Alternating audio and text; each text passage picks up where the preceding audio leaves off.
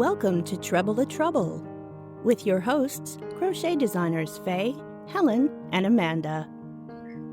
Hello and welcome to episode 7 of Treble the Trouble. I can't believe we're on 7 already and it is now July. Welcome back to Amanda, who is joining us for this episode. Some of you will remember Amanda from the May episode where we did an interview with her. She's of Itchy Crochet and we're welcoming Amanda to the Treble the Trouble team.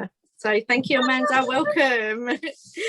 We would also like to introduce you to Sam of Chain Creations, who is joining us as a co-host for this episode. And the topic this month, we are talking about CE testing and UKCA testing, which has been brought in this year after the whole Brexit debacle at the end of 2020.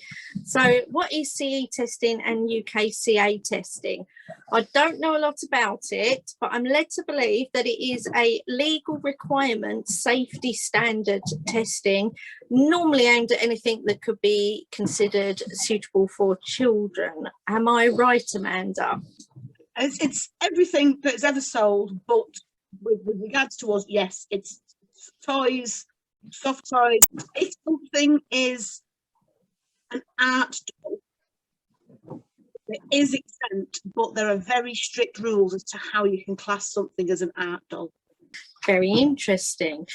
Can you explain to us exactly what is CE testing and what is UKCA?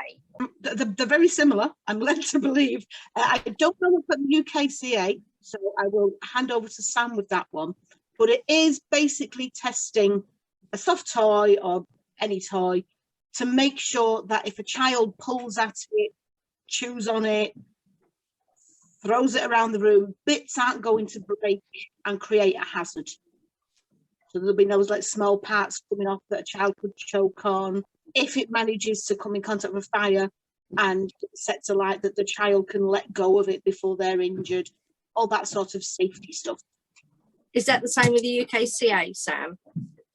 Yes, so the UKCA mark is if all the same tests apply, it's just if you are selling within the UK, it has to have the UKCA mark on your tags, labels. And with the CE one, if you are selling to outside of the UK, to Europe and Ireland, I believe, need to have that CE logo on it. So if your goods are being sold just solely within the UK, you can just have the UKCA mark on your labels. So could you put, if you want to sell to both, could you put both marks on there? Yes, I believe you can.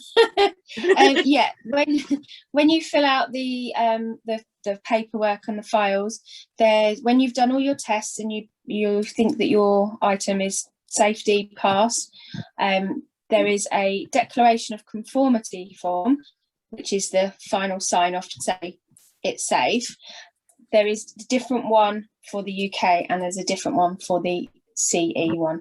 So as long as you've got the both relevant pieces of paperwork. So basically you can put the two on the same label, but you have to have two different forms, one for UK and one for Europe. Yeah, that's I believe that's correct. I'm not dealing with the CE part. I'm just selling mine at the moment because I'm new, just for the UKCA mark. So the basic tests are the same for both? Yes. Originally, the CE testing that was for the UK and when we were still in Europe, the whole of Europe, it was originally the British kite mark.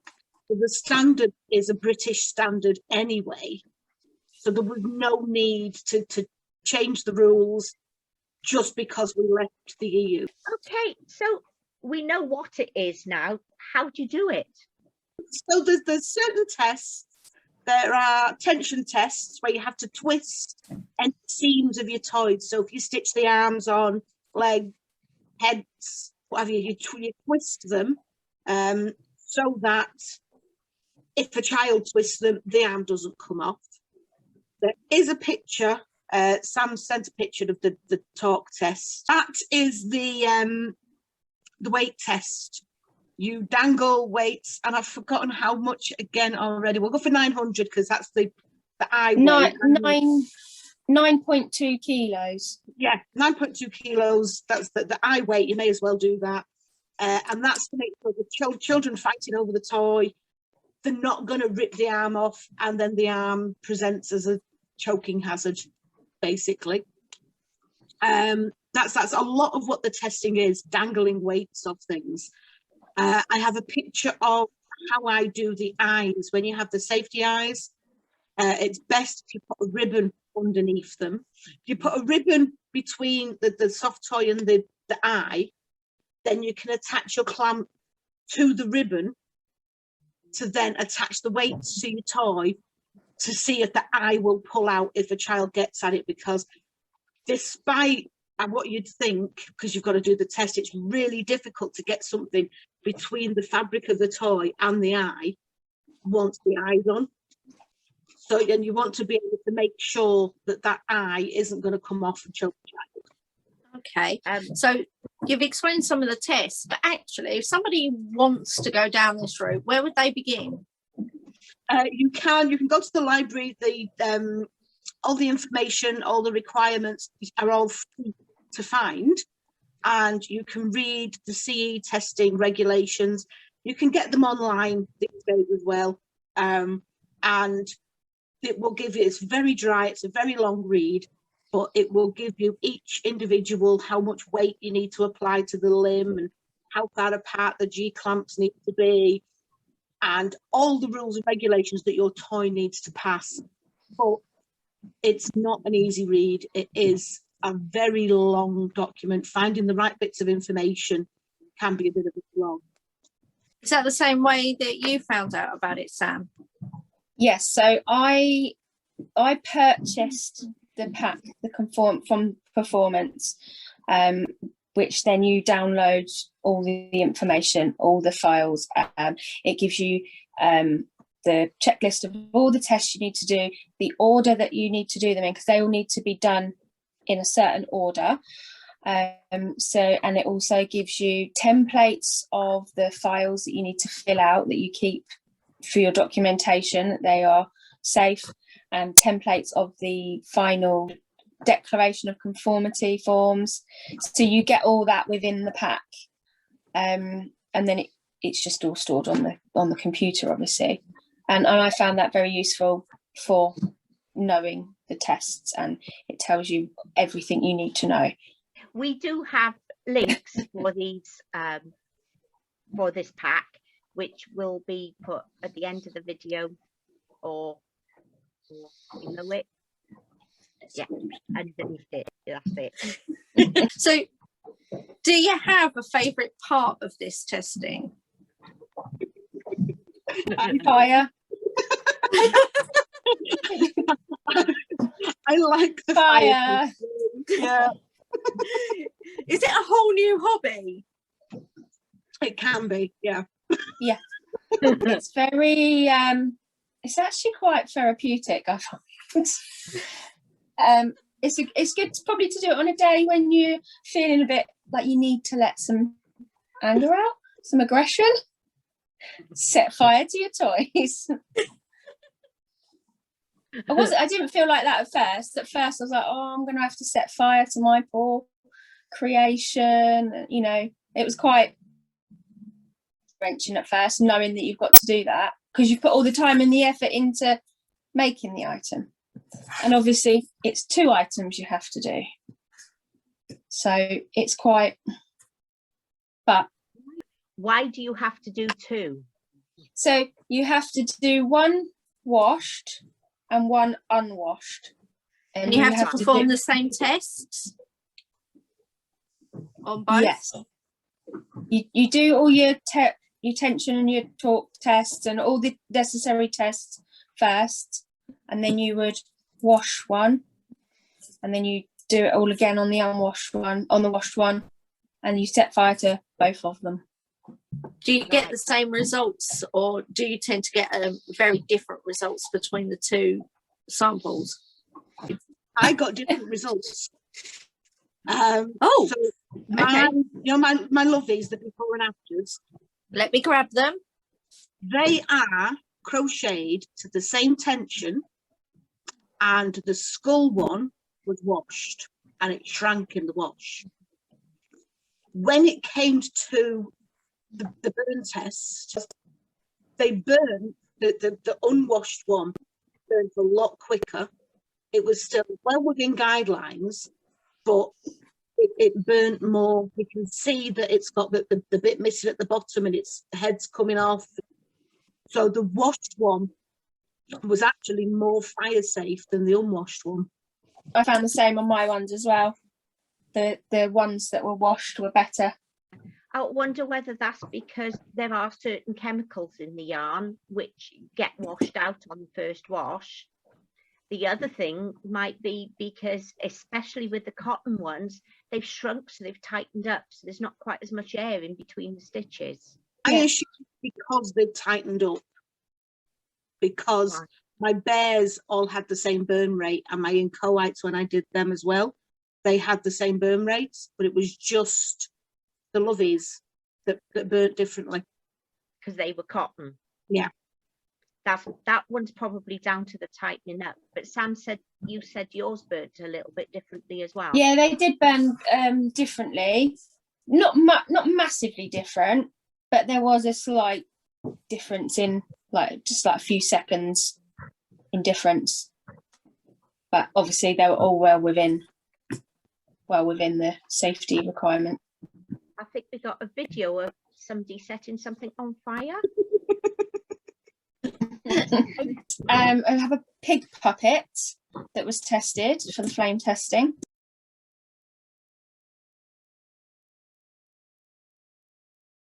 So with the testing of the flammability, you have to hold your lighter for 3 seconds. It has to be in the flame for 3 seconds. The flame has to be 5 millimeters away from the toy, and there's a measurement of the flame, how long it has to be, but that's all explained in the pack. And basically you have to time the rate of how fast the flame will spread, or the fire will spread, within a measurement of 150 millimeters is the minimum distance. So anything smaller, you have to do test sausages, etc., which we can discuss later. But then you work out the sum at the end of it and work out how far that has travelled in a time for it to be safe. And the pig video that we've just seen of the flame test, is that a typical result? For all the puppets that I tested, initially some of them just had they just scorched and they just self went out. I've got one here, little dragon, he's just got a little scorch on his tail, so that straight away was a pass. But I almost got I wanted them to set on fire, because I wanted, to me, just a little scorch mark, it was I was questioning, have I done this right? Because to me it was how can I test if it's safe if it's not on fire? So I needed to see flames. So it's quite scary in the kitchen. So I did really go to town on them, because I wanted to see that result, and I wanted to get that sum and work out, yes, this is definitely safe. But obviously I'm led to believe a scorch mark is fine.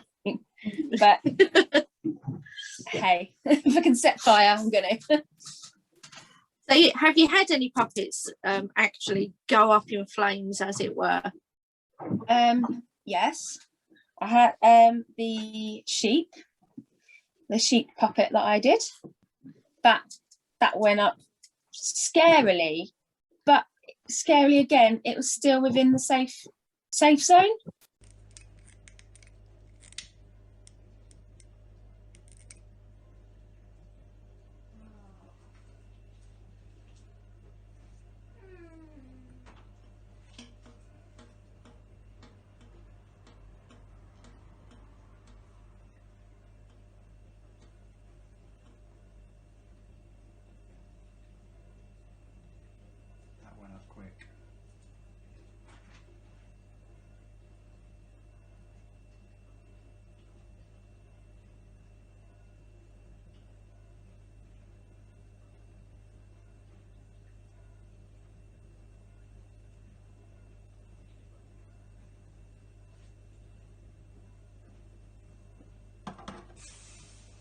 So the sheep puppet has slight different design in the way it's made to replicate fur.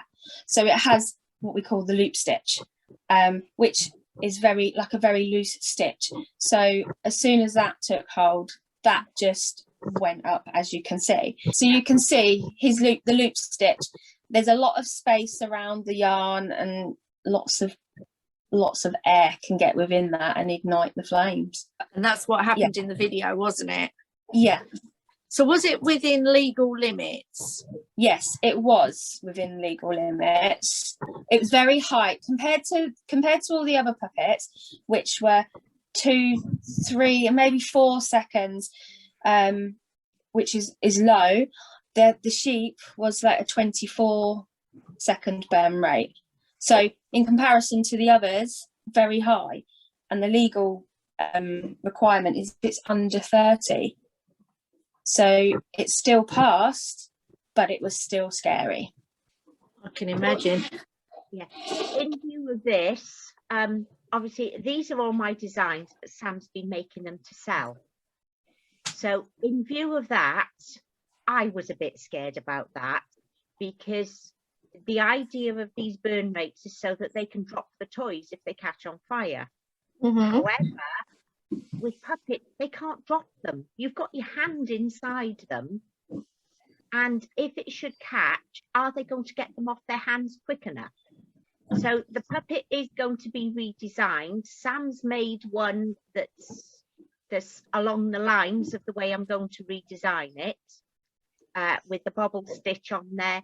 Instead of using the loop stitch, we'll use the bobble stitch to replicate the fluffy sheep. Have you tested one of these yet? Yeah, and he was just as equally as good as the others.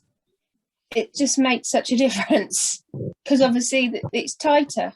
So less places for the air to get in and circulate, I guess. Yeah. It's just, I wouldn't like to think of a child playing with something that I've designed and then getting burnt. So I just wanted to make it a little bit safer.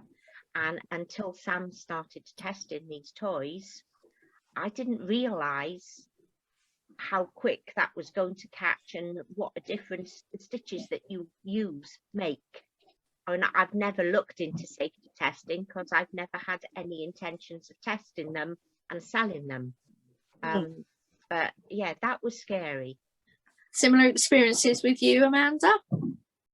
Most of my toys are stuffed, and I stuff them really firmly, like they make a good solid thunk when you put the desk with them, because there's very little airflow.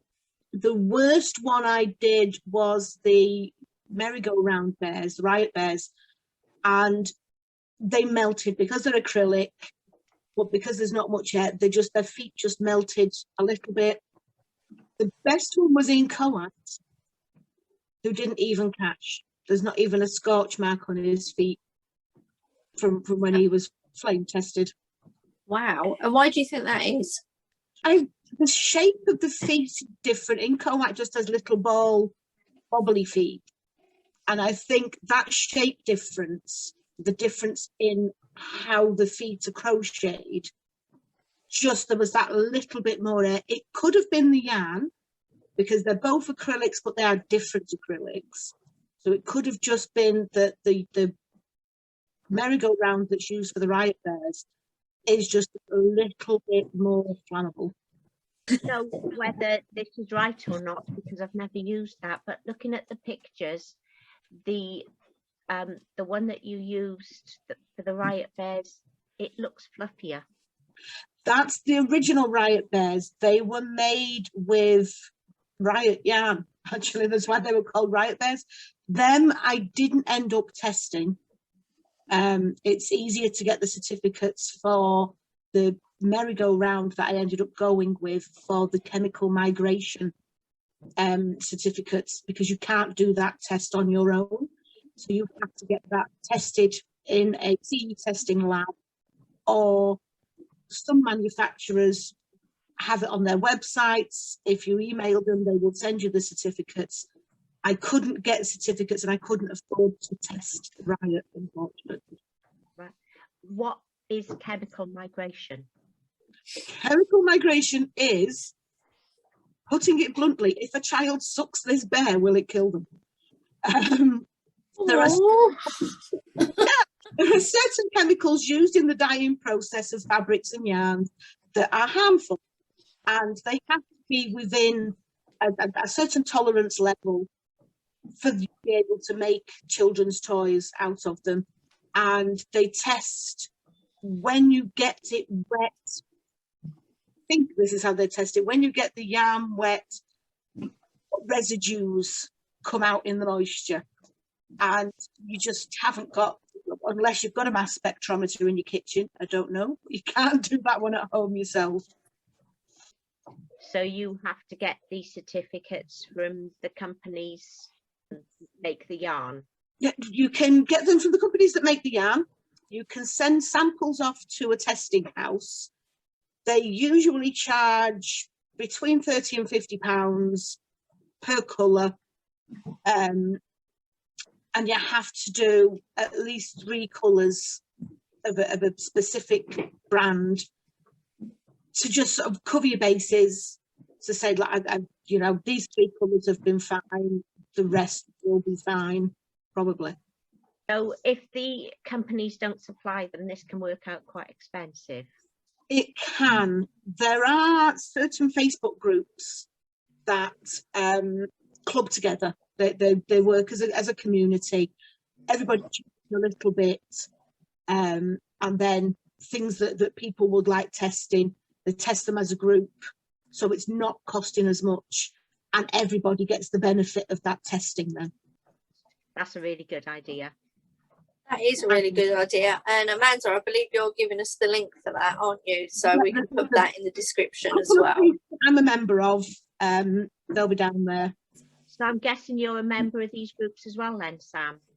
I'm a member of one of the groups, because when I decided to start out, and you very kindly put me in touch with Amanda as a mentor, she sent me the link to the group. You have to join the group, you have to, it requests that you send a picture of, like, maybe an item that you wish to test. So I suppose they can just wheedle out people who are just not being nosy, but, you know, just generally want to do it. So you have to answer some questions and get authorized into the group. And I found it very interesting, actually, because it's just opened my eyes completely to what you need to do, and like what is deemed as needing testing. Like Faye and I were chatting earlier about key rings, like, you know, toy testing key rings and things like that. And that's not something I would have thought about, because to me it's a key ring, but it's not. It's deemed as having play value. If a child can look at it and think, I could play with that, it needs testing. So the group has been very interesting. So it's not always as simple as you've made something and you advertise it as this is not a toy. If it's deemed to have playability, even if it looks like a toy, but you're selling it as not a toy, that still doesn't really cover you, does it? I wouldn't feel comfortable saying this is not a toy. So this key ring, I wouldn't feel comfortable just writing to someone this is not a toy, because, you know, we all know what kids are like. It is a toy, isn't it? You know, I think Amanda likes your key ring. Give me. I mean, I'm sitting here just playing with it now. I'm sitting here playing with it now. It's a toy. But yeah, so it's just interesting seeing what, you know, because everyone sees things differently, and what one person thinks is okay, another person thinks isn't okay. And it's just nice to sort of feed off of other people's views. That goes for local trading standards officers as well. So you can market something as an art doll, or this is not a toy, this is an ornament, this is for display. But from one county to another, the trading standards officials will have different rules. So that the rules range from, if you clearly mark it, this is not a toy, this is not intended for children, and don't display it with toys, then you can say that it's not a toy, you don't need to test it. Another county council will say, actually, it has to be permanently attached to a non-movable plinth or stand in some way, so it can't actively be played with. And some councils are easier to get hold of with this. Some councils will charge you just for the consultation. So if there is any inkling of playability with anything, it is easier, it is faster, it is cheaper to test it. And at the end of the day, that covers you yourself as the maker, doesn't it? Yeah. And just your peace of mind, isn't it, knowing that you've sent something out there into the big wide world, and your peace of mind is that you've tested it, and it doesn't. It's not actually as difficult as people think it is. Then nowhere near difficult. One of the reasons I don't make things is because, as far as I'm concerned, people won't pay me what they're worth. But the other reason is that I didn't want to go down the CE testing route and things. So, you know, I just design the stuff and then give it to Sam to test. Yeah, I've got a bag of stuff downstairs waiting to be tested. It's just getting the time to do it all. It's actually quite easy. Yeah. You just got to know what you're doing. Yeah. And to do that, you need the pack. Yeah. It's a lot easier with the pack, the Conformance pack, and one of the Facebook groups, they do their own pack as well.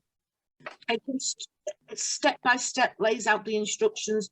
You can do the testing in an afternoon. Yeah. So the only time consuming part is making the object, isn't it? Yeah. So how much was the pack? Did anybody mention that? I bought mine recently, obviously, during the lockdown, and it was £48 in total for the pack, and it's just instant download.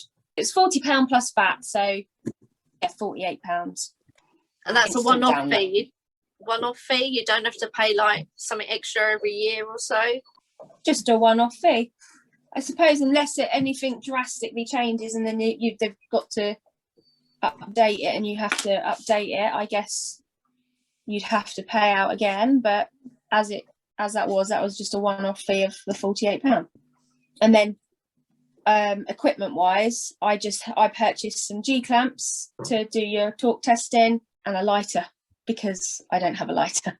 So yeah, some G clamps and a lighter was my biggest, cost for doing that. So it's easy. Yeah. So is there a way to, like, if I can see you've got like all the puppets in the background, so they're all similar things. Is there a way to like combine elements from different products? So rather than having to make two of a range of 7 items, is there a way that you can sort of reduce your making time? So with the puppets, there's a couple that are very, very similar. And if there's not huge differences, you can test all together. So in Incoite's hoodies, although the top is all different, the bit attached to the Incoite is the same on them all. So that wouldn't affect the burn rate differently, no matter which hoodie it was I used. So I did a test hoodie, which was a little frog, had little googly eyes, and I did the flame testing on that. But afterwards, I did turn the hoodie upside down and test the snowman, because he's got a stuffed hat on, and tested a couple of different types. You can do, so if you're doing an Incoite, you put an antler on one side and the ear of something else on the other side for testing. But also, if your test item is too short and you can't do the flame test, you can do a test sausage. With this one, that was for my woodland creatures, I did a hybrid test sausage. So it's got the elf hat on and an elf ear and there was a reindeer antler and the angel's wings, all in entirely the wrong colours. But I could then use that to test all of them in one go. So I didn't have to make an elf, an angel, a reindeer, a hedgehog, and all the rest. It was just one test sausage done, out of the way. Did you have to test each individual item that was on there then? Yes. I had to test whether the hat was going to pull up and whether the arms would twist away. Nothing came off, which I think is a testament to my sewing skills. And they're all perfectly safe. See, I think I could do the CE testing or UKCA testing if it's a test sausage like that, because it doesn't look like anything. I don't think I could test anything that I've actually made because I can't bring myself to do things like that. It's funny you say that. There's a lady who sells on Made Me. I don't know if you've seen that. She posts pictures of her items for sale that are tested. Her husband does the testing because she can't bring herself to do the testing. So she crochets and makes lovely items, and her husband does the testing. Now that sounds like a good idea. And also another lady who sells on there, she crochets and her husband does the sewing up of the items. Now that's a good idea. That's a good idea. Yeah. But the thing is, yours wouldn't have much to do on the puppets. No, not on the puppets, but some things I do have to sew things on, and I hate sewing things on. That's why I like the puppets, because it's all crocheted in as you go, which that helps obviously with the seams, because when you're pulling, you're actually pulling them tighter. Yeah. Now you see some of the stuff that I've seen you making, that you've got to sew lots of bits together. By now, I would have worked out how to do that all in one go without actually sewing the bits on. Yeah. Yes, that's why you design patterns and I just make them. I can't get my head round that. So if you are changing your yarn brands for your puppets, only because they're there and we can see them. Mm-hmm. So if you were changing your yarn brand from one that you've used for a long time and now you're going to go and use a different yarn brand, does that mean you have to go through the whole testing process over again? Yes, you do. So these ones all need testing. So these are all made in different yarns to the ones that I've already made and tested and are fine. So these are due to be tested. I've just got to make the extra one. So I've got 2 of each in that particular brand. So you have to do all the testing again, as if it was a new item. Is that the same with stuffed toys? If you change the stuffing? I actually have demonstration items. So they have the same pattern. Mm-hmm. This one battles in his yarn. I never did get around to finishing the testing because I don't have the chemical migration certificates for him. I was going to get them and then life got in the way. But that would definitely burn differently to that one because there is foil yarn. Sort of little sort of plastic shiny sparkly bits, and it's that if you use a different yarn, they've dyed it with different chemicals. It's, you know, from first-hand experience, they're not always the same thickness, even though they all say double knit or all say 4-ply. That's not the most reliable measure. And if they've used different chemicals, those different chemicals may have different flammability rates. So we've mentioned that you need labels on your stuff to show that it's tested. So what else do you need to put on these labels? If you are having your label as a swing tag label, which is the route I've gone down for various reasons, you need to have where it says please remove tag as a warning to remove it, because obviously you wouldn't give it to a child with a tag. You need to have the washing instructions clearly labelled UKCA mark or the CE one, whichever one is relevant, or both. That has to be a certain size, a minimum size. And then you have to have a space for the model number or batch number, depending on how you reference it within your documents. So each item has a unique model or batch number. So it can all be traceable if there's a problem and someone needs to come back to you. You can easily look up which item it was that you sold and to, you know, what item it was and when it was made. So that's on one side of the label.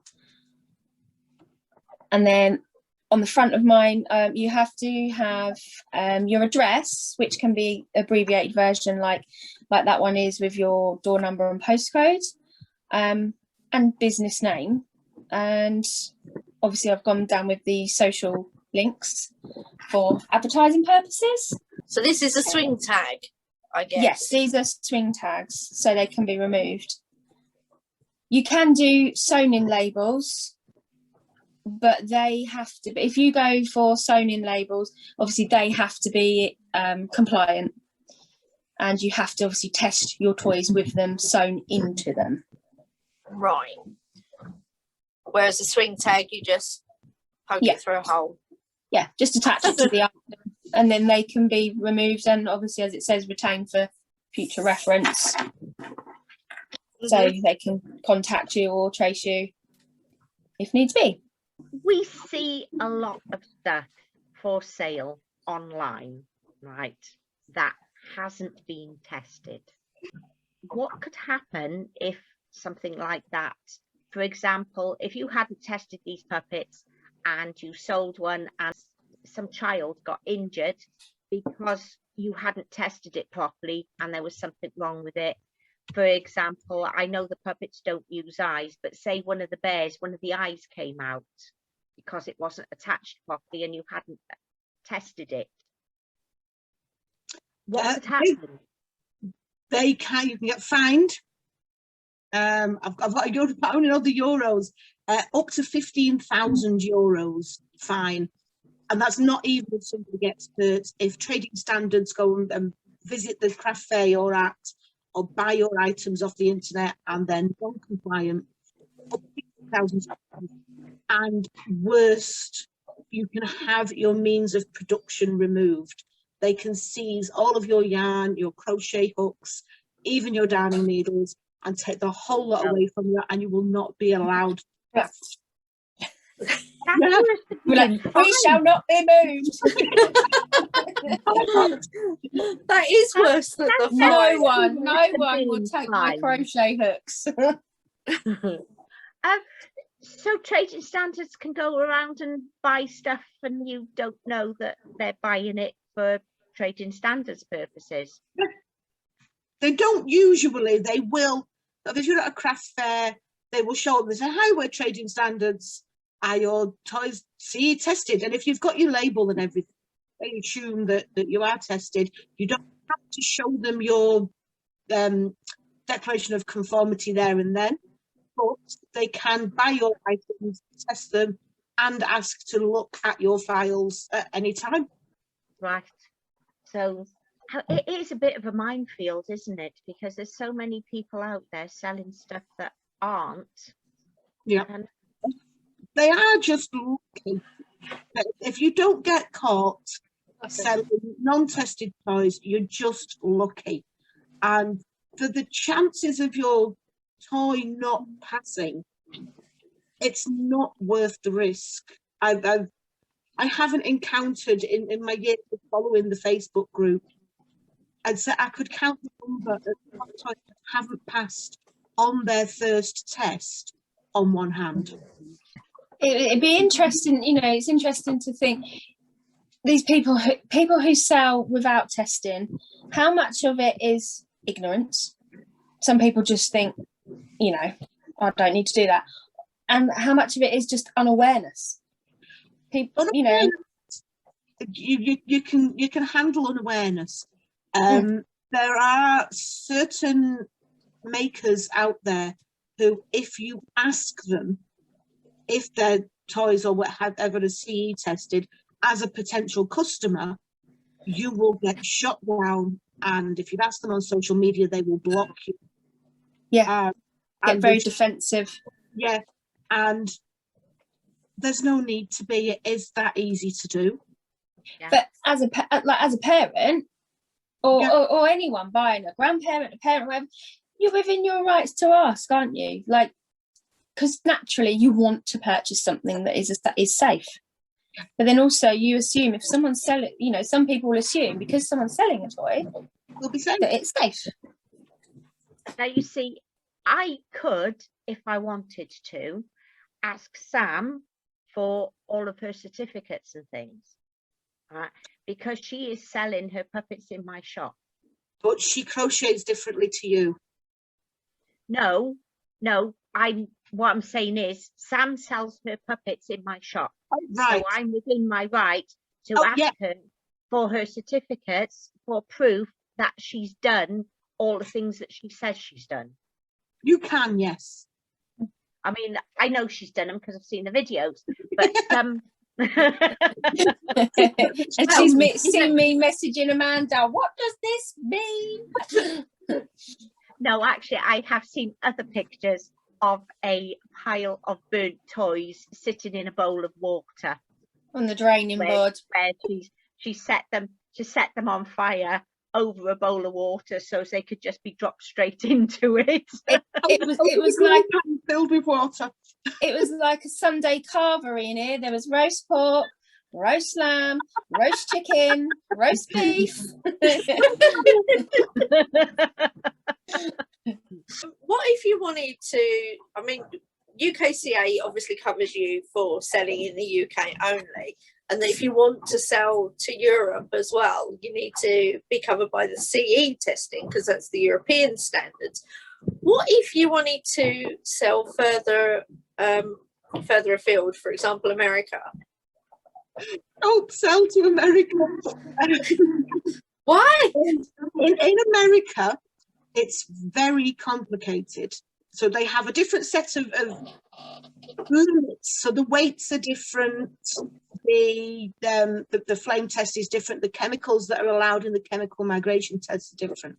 But apart from that, you have to register as a maker in each state you're going to sell in. If you're selling in your Etsy shop and somebody wants to buy your toy from Illinois, then you would have to register as a maker in Illinois, which has a fee. Some states it's more than others. You would then also have to have done the US safety tests, which, to be fair, aren't as stringent as the UK CE tests.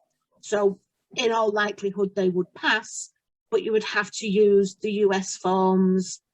You would have to do it in the United States fashion, but there's 50 states. Each time somebody bought a toy from a state, you would have to be registered in that state before you could sell it. So a lot more hassle. Yeah. There is also the issue of insurance, because a lot of UK insurers charge you a lot more to sell to America. Yeah. Because they are a lot more likely to sue you than somebody in Britain. Yeah. When I was inquiring about this, to sell yarn packs and things, etc., it wasn't toys. They wanted 3 times as much a month to sell to US and Canada. I could sell to the rest of the world, apart from the US and Canada, for the same price as selling to the EU. But for US and Canada, they wanted to triple my insurance because of the chances of being sued. Oh, wow. That just says something about the country itself, really, doesn't it? Yeah, quite frankly, with stuff like that, it's just, as a small business, you know, I mean, mine's a full-time job, but I know that both Sam and Amanda, theirs is a sideline, and the amount of money they make from it, probably the insurance would probably wipe them out if they wanted to sell to America. Probably. Probably, yeah. You know, so yeah, it is best to stick to the UK and possibly Europe, which isn't quite as easy anymore. But the other thing that costs a lot is the shipping. And for example, a puppet would actually cost more to post than they are paying for the puppet. Oh, that's true. So there are lots of issues with selling further afield. It's not just about the testing and the insurance and things. There's just, it's a bit of a minefield. Well, it's interesting to know, and I guess it's an important lesson for anyone who is in the UK and considering these routes, really. There is a way to dissuade people from buying your stuff without actually telling them that they're not allowed to, and that's just to put your postage rates up sky high for the country you don't want to sell to. Yeah.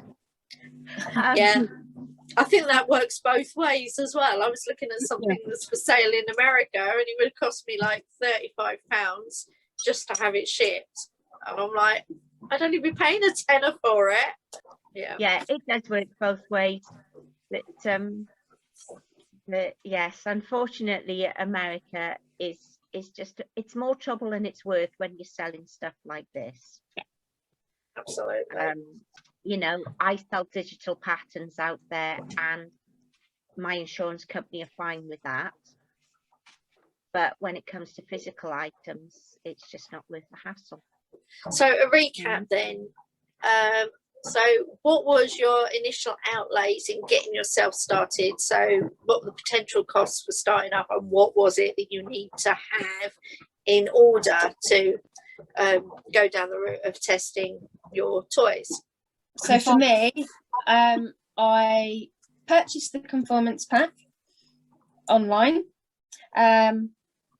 Originally purchased the wrong one, because I just got the Conformance toy testing pack, and there is a separate soft toy testing pack. So I was looking through for all the, you know, where do I find these tests, and I couldn't find them, and I was messaging Amanda, and she was probably getting fed up with me. And that's when it turned out I'd got the wrong one, but they were very good, and because I'd only done it like a few days ago, they sent me the right one. So the Conformance pack, £48. Some G clamps off of Amazon, I think they were about £5 for a pack of various size ones, and a lighter from the supermarket. Already had a bag for life for doing the weight testing, and I already had some scales, some travel scales. So when you said you did your testing with a bag for life, what did you do? So I clamped the puppet with the clamps. Yeah. So the two clamps, which I've got in the pack. The scales I already had, because I use them for traveling on holiday, because I'm an excess packer. And then just hung the bag for life off the scales, like just a shopping bag, and then gradually filled it with various items that amounted to 9.2 kilos. So tins of baked beans and various items out of the cupboards, bottles of gin, bottles of lemonade, all weighed out to 9.2 kilos. You don't have to go and buy special weights then. No, it was just stuff from within the cupboard. You just need a trip to Sainsbury's for those bottles of gin. Well, I already had quite a few from last lockdown. And like we just weighed out, we got various items out the cupboard, weighed out the measurement of 9.2 kilos, and then put the bag on, and then slowly added it in, and Paul very kindly held the scales because it was too heavy. And that was it. So the cost was the pack, the clamps, and the lighter. Right. Not too bad. Is there any extras that you've got, or is that much the same kit? That's pretty much it. I already had the lighter. I was a little bit sneaky with mine. I didn't have the weights I had the hanging scale, and if you have the strength, you can pull it until it reaches the right weight, but you do have to hold that weight for, I think it's 4 seconds, it might be longer. So you 10. have to be able to, is it 10? 10 seconds. It felt like 4 years. Yeah. And I pulled, and I think to save me dropping below when my arms got tired, I think I went up to 12 kilograms just pulling. Broke my favorite canvas bag first time adding the weights to it. The handle fell off, so I couldn't bear to bring the canvas bag. One more question. If somebody wants to buy some of your puppets, where can they get them? Oh, well, they can get them from Rainbow Valley in Chatteris. Do you really want it sounding that sarcastic? From Helen's lovely shop in my local hometown, through my Facebook page or through mademe.co.uk. I'll put the link in the description. You've got to say, yeah.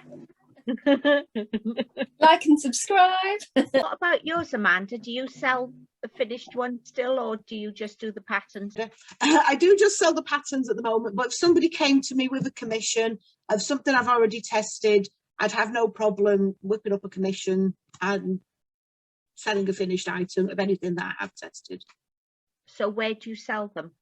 I have an Etsy shop. I'm on Ravelry, I'm on Instagram and Facebook, and I have a Mighty Networks platform, which is kind of like a blog stroke social media, all under the name of Itchy Crochet Designs.